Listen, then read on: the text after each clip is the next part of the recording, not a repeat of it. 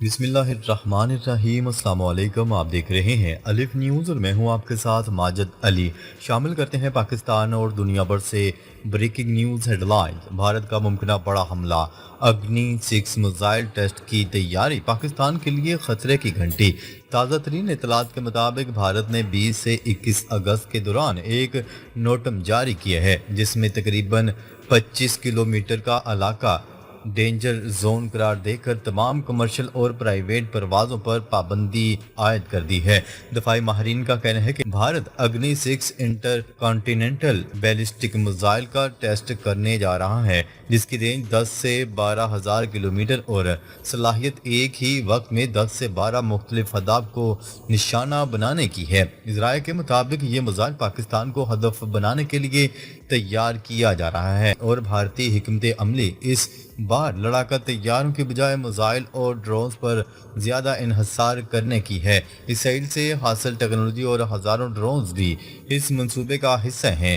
دفاعی تجزیہ کاروں کا کہنا ہے کہ بھارت اچانک رات کے وقت بڑے پیمانے پر حملے کی منصوبہ بندی کر رہا ہے جس میں بحریہ اور میزائل فورس کلیدی کردار ادا کریں گی، جبکہ رافیل طیاروں کو بعد کے مراحل کے لیے محفوظ رکھا جائے گا۔ پاکستانی دفاعی حلقوں کا کہنا ہے کہ ملک کسی بھی بھارتی جارحیت کا بھرپور جواب دینے کے لیے تیار ہے اور جیسا کہ حالیہ بیان میں کہا گیا ہے کہ یہ جنگ سرحدوں پر نہیں بلکہ بھارت کے اندر جا کر لڑی جائے گی۔ ماہرین خبردار کر رہے ہیں کہ اگنی 6 کے ٹیسٹ کے بعد کسی بھی رات صورتحال اچانک جنگ کی شکل اختیار کر سکتی ہے۔ یہ لمحہ پاکستان اور خطے کے لیے نہایت حساس ہے اور آنے والے دنوں میں دفاعی تیاریاں اور سفارتی رابطے انتہائی اہمیت اختیار کر جائیں گے۔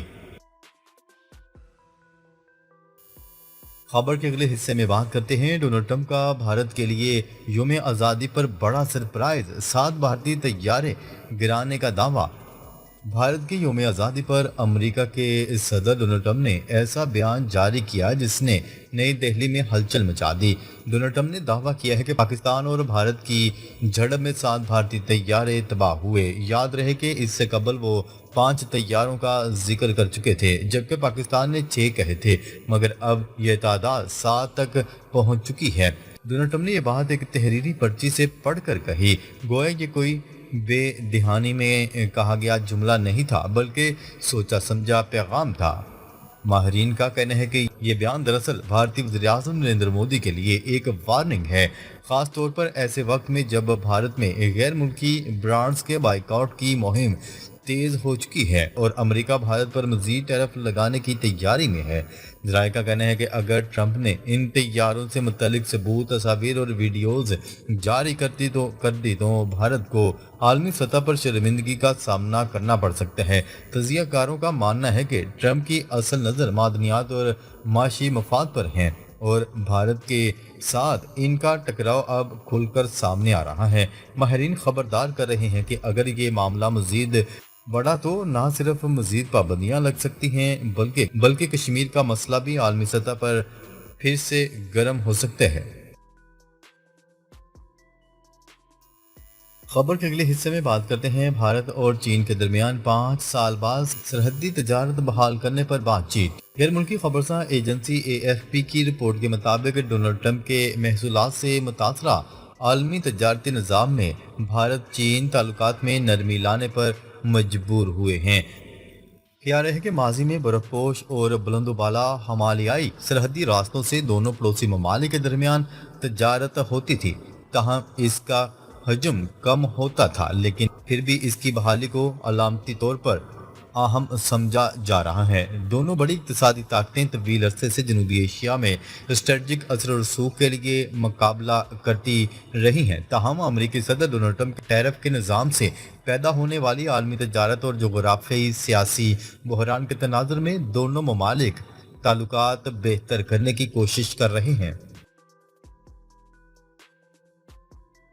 خبر کے اگلے حصے میں بات کرتے ہیں رافیل طیاروں کی ناکامی کے باوجود مودی سرکار کی فرانس سے معاہدے کی کوشش۔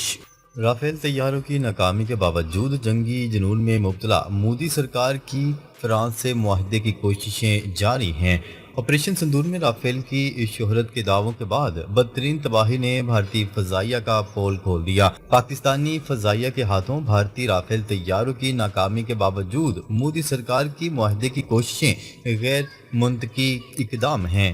بھارت کی مزید رافیل طیاروں کی تیاری کے لیے فرانس سے معاہدہ کرنے کی کوششیں جاری ہیں۔ بھارتی اخبار ٹائمز آف انڈیا کی رپورٹ کے مطابق آپریشن سندور کے بعد بھارت نے اسکواڈرن کی کمی پورا کرنے کے لیے مزید رافیل طیارے خریدنے کا عمل شروع کر دیا۔ ہندوستانی فضائیہ نے حکومتی سطح پر فرانس کے ساتھ معاہدے کی بھرپور حمایت کی ہے۔ ٹائمز آف انڈیا کی رپورٹ کے مطابق بھارتی دفاعی منصوبے MRFA کے تحت رافیل لڑاکا طیارے غیر ملکی تعاون سے بھارت میں تیار کرنے کی کوشش جاری ہے۔ دفاعی ذرائع کے مطابق بھارتی فضائیہ 2 ماہ میں دفاعی حصولیات کونسل سے ابتدائی منظوری حاصل کرنے کی کوشش کر رہی ہے۔ اسکواڈرن کی تعداد 29 تک کم ہونے کے پیش نظر بھارتی فضائیہ اس معاملے میں فوری کارروائی کر رہی ہے۔ خبر کے اگلے حصے میں بات کرتے ہیں گریٹر اسرائیل کے روحانی مشن پر ہوں نیتن یاہو، عرب ممالک کی شدید مذمت۔ اسرائیلی وزیر اعظم نیتن یاہو نے کہا ہے کہ وہ گریٹر اسرائیل کے نظریے میں بہت زیادہ دلچسپی رکھتے ہیں اور اس حوالے سے وہ ایک تاریخی اور روحانی مشن پر ہیں۔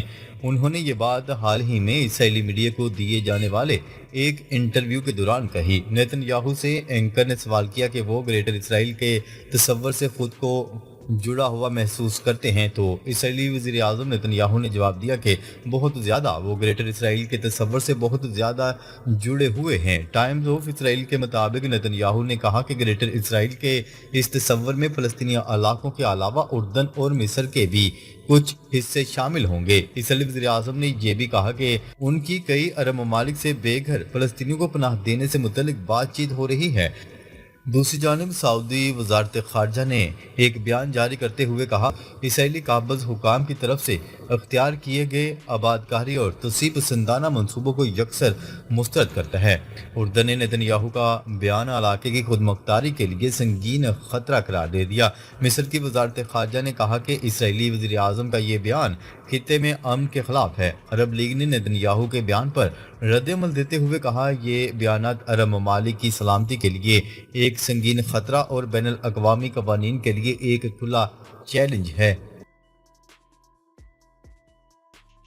خبر کے اگلے حصے میں بات کرتے ہیں بھارت کی ہٹ درمی برقرار 47 معاہدے پر عالمی ثالثی عدالت کا پاکستان کے حق میں فیصلہ ماننے سے پھر انکار کر دیا۔ عالمی ثالثی کی عدالت نے کہا تھا کہ بھارت 47 معاہدے کے تحت مغربی دریاؤں کا پانی پاکستان کے لیے چھوڑنے کا پابند ہے۔ بھارت نے اس فیصلے پر کہا کہ عالمی ثالثی عدالت کو 47 معاہدے پر فیصلہ سنانے کا اختیار نہیں ہے۔ اسرائیل کا مزید 3000 رہائشی یونٹ کی تعمیر کا منصوبہ دنیا بھر سے مذمت۔ اسرائیل کے 3000 رہائشی یونٹ کی تعمیر کے منصوبے کی دنیا بھر میں شدید مذمت کی جا رہی ہے۔ جرمن وزارت خارجہ نے 3000 رہائشی یونٹ تعمیر کرنے کی اسرائیلی منصوبے پر شدید اعتراض کرتے ہوئے کہا کہ اسرائیل غزہ کے مقبوضہ مغربی کنارے میں نئی بستیاں تعمیر کرنا بند کرے۔ وزارت خارجہ اسپین نے بھی اسرائیل کے رہائشی یونٹ تعمیر کرنے کے منصوبے پر تنقید کرتے ہوئے کہا کہ اسرائیلی منصوبہ 2 ریاستی حل کو نقصان پہنچاتا ہے جو امن کا واحد راستہ ہے۔ اسرائیلی فیصلہ بین الاقوامی قوانین کی خلاف ورزی ہے۔ ہم بستیوں کی توسیع اور آبادکاروں کے تشدد کی مذمت کرتے ہیں۔ یورپی یونین نے بھی اسرائیل کے نئے بستیاں بسانے کے فیصلے کی مذمت کی۔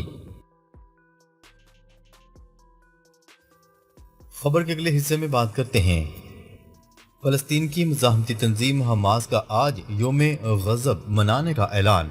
فلسطین کی مزاحمتی تنظیم حماس نے آج یوم غضب منانے کا اعلان کیا ہے۔ حماس رہنماؤں کا کہنا ہے کہ یوم غضب غزہ کی حمایت اسرائیلی انضمامی منصوبوں کی مخالفت میں منایا جائے گا۔